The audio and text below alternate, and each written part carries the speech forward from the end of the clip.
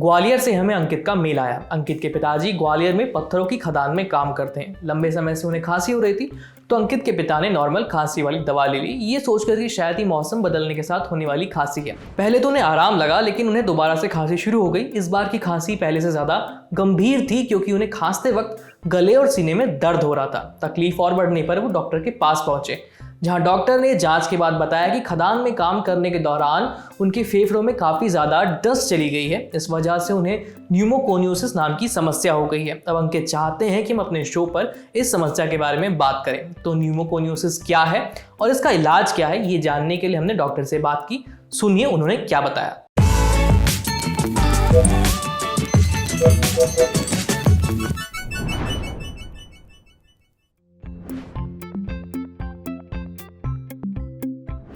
Pneumoconiosis फेफड़े की एक ऐसी बीमारी है जिसमें वर्क प्लेस डस्ट एक्सपोजर के कारण फेफड़े कमजोर हो जाते हैं और सांस लेने में तकलीफ बनती है। इसको साधारण एग्जांपल के साथ समझे तो कोई व्यक्ति अगर कोई आयरन फैक्ट्री में काम कर रहा है, कोई माइनिंग में काम कर रहा है, कोई कोल फैक्ट्री में काम कर रहा है, तो जब ये वर्क प्लेस में काम करते हैं तो श्वास के द्वारा इसके पार्टिकल फेफड़े में जाते हैं, जो फेफड़े में इन्फ्लामेशन या किसी प्रकार का संक्रमण या फाइब्रोसिस क्रिएट करते हैं, जिससे वहां पास फाइब्रोसिस और वो टाइटनिंग ऑफ एयरवेज हो जाता है। जो एयरवेज होते हैं वो सिकुड़ जाते हैं। यह प्रक्रिया लंबे समय तक के एक्सपोजर पे होती है। ऐसा नहीं है कि आप कल गए और आपको तकलीफ हो गई। आपको यह लंबे समय तक एक्सपोजर जब परसिस्टेंटली रहता है तब यह तकलीफ बनती है। तो यह सामान्यतः ऐसे व्यक्तियों को होती है जहां पास डस्ट का एक्सपोजर ज्यादा होता है। ऐसे कई प्रकार के मरीज हैं, जैसे जो कोल माइन में जो काम करते हैं उनको ब्लैक लंग डिसीज भी बोलते हैं। कई लोग सिलिका डस्ट में काम करते हैं, उनको सिलिकोसिस बोलते हैं। कई लोग एस्बेस्टस डस्ट में काम करते हैं, उसको जब तकलीफ हो जाती है तो उसको एस्बेस्टोसिस बोलते हैं। तो ये अलग अलग प्रकार के तकलीफें हैं जो देखने में आती हैं।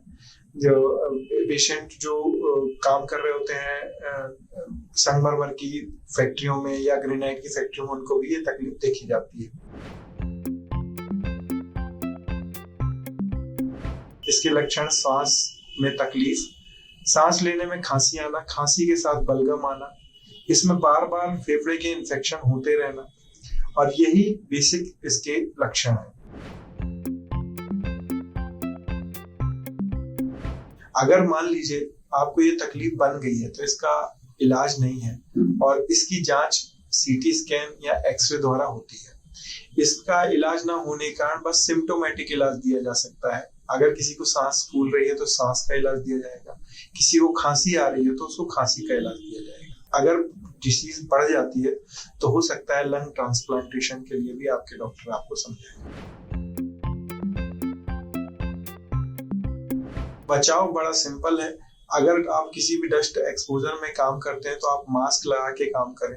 उस तरीके के वहां पास इक्विपमेंट्स होते हैं जो अगर देखा जाए तो जो पॉल्यूशन कंट्रोल एरिया होता है वो उसमें वहां पास सब व्यवस्थाएं होती हैं, उसको अपन को फॉलो करना होता है। मास्क लगाना होता है, मास्क लगा के काम करिए। जहां भी डस्ट एक्सपोजर है वहां पास कम से कम जाए, और इस तरीके से अपना काम करना होता है। जैसा कि डॉक्टर ने बताया, अगर आप किसी ऐसी जगह पर काम करते हैं जहां बड़ी मात्रा में धूल है तो ऐसी जगह पर मास्क का इस्तेमाल करें। और अगर लंबे समय तक आपको सांस लेने में तकलीफ हो रही है या खांसी जैसी समस्या हो रही है तो डॉक्टर को जरूर दिखा लें, ताकि समस्या गंभीर होने से पहले ही इसका इलाज हो सके। अब बढ़ते हैं सेहत के अगले सेगमेंट की तरफ, यानी तन की बात। जानिए अपर बॉडी स्ट्रेंथ बढ़ाने वाली एक्सरसाइजेस के बारे में।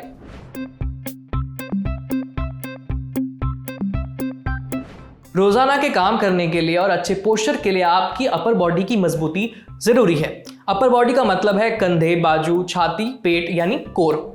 चीजों को उठाने, धकेलने और खींचने जैसे तमाम कामों में शरीर के इन्हीं हिस्सों की जरूरत पड़ती है।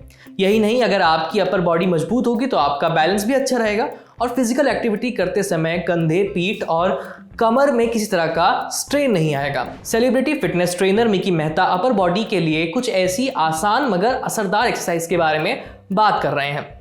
मिकी बताते हैं कि आपको push up, pull ups, overhead press, bench press, shoulder press और डिप्स के 5-5 सेट करने हैं। हर सेट में आप 10 बार एक एक्सरसाइज को करें और 2 सेट्स के बीच में 30 सेकंड का रेस्ट लें। अगर आप लंबे समय बाद एक्सरसाइज कर रहे हैं तो 10 बार की जगह शुरुआत में सिर्फ 5 बार ही एक्सरसाइजेस करें और धीरे धीरे इनकी संख्याएं बढ़ाएं। एकदम हैवी वेट डंबल या बारबेल से बेंच प्रेस या शोल्डर प्रेस की शुरुआत ना करें। पहले वेट हल्का ही रखें, उसके बाद जैसे जैसे आपकी मसल्स और बॉडी स्ट्रांग होती जाएगी आप वेट बढ़ा सकते हैं। अगर किसी एक्सरसाइज में आपको तकलीफ हो रही है या दर्द हो रहा है तो ट्रेनर की हेल्प लें। इस तरह अपनी अपर बॉडी को आप मजबूत कर सकते हैं। अब बढ़ते हैं सेहत के आखिरी सेगमेंट की तरफ, खुराक, यानी एक झकासी हेल्थ टिप। जानिए कोकोनट शुगर क्या है और ये कैसे नॉर्मल चीनी का एक अच्छा अल्टरनेटिव बन सकती है। चीनी हमारी हेल्थ के लिए नुकसानदेह है, ये वेट गेन और डायबिटीज के लिए भी जिम्मेदार है। ये लाइन आपने कई बार सुनी है और आप कोशिश भी करते हैं कि चीनी को छोड़ दें, लेकिन चीनी के बदले क्या इस्तेमाल करें ये नहीं पता, क्योंकि फीकी चाय और दूध तो पिया नहीं जाता और चीनी काफ़ी एडिक्टिव भी होती है, यानी इसकी लत लग जाती है, तो इसे छोड़ना और भी मुश्किल हो जाता है। ऐसे में जो लोग चीनी का अल्टरनेटिव ढूंढ रहे हैं उनके लिए न्यूट्रिशनिस्ट लवनीत बत्रा ने अपने इंस्टाग्राम पेज पर इसी से जुड़ा एक पोस्ट किया है। इस पोस्ट में लवनीत बताती हैं कि नॉर्मल चीनी की जगह आप कोकोनट शुगर का इस्तेमाल कर सकते हैं। दरअसल कोकोनट शुगर नारियल के पेड़ से निकलने वाली गोंद से बनती है और ये दिखने और स्वाद में कुछ कुछ ब्राउन शुगर जैसी ही होती है। साथ ही इसका ग्लाइसेमिक इंडेक्स भी 35 से 54 के बीच होता है। अब आप कहेंगे कि ग्लाइसेमिक इंडेक्स क्या होता है, बताते हैं।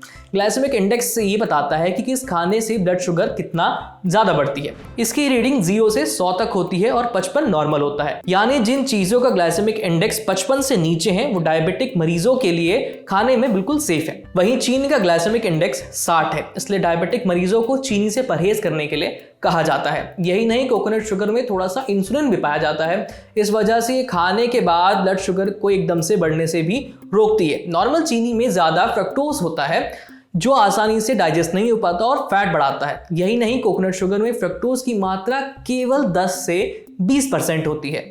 इसके अलावा कोकोनट शुगर में vitamin C, vitamin E, zinc, iron, phosphorus, potassium और एंटीऑक्सीडेंट्स भी भरपूर होते हैं। यानी कुल मिलाकर कोकोनट शुगर सफेद चीनी के मुकाबले एक अच्छा ऑप्शन है और जो लोग वेट लॉस करना चाहते हैं वो इसे ट्राई कर सकते हैं। अच्छा, सेहत में इतना ही। अगर आप डॉक्टर हैं या फिर आपका डॉक्टर से कोई सवाल है तो स्क्रीन पर दिख रही इस ईमेल आईडी पर अपना सवाल भेज दीजिए। मेरा नाम है आयुष, देखते रहिए ललन टॉक। शुक्रिया।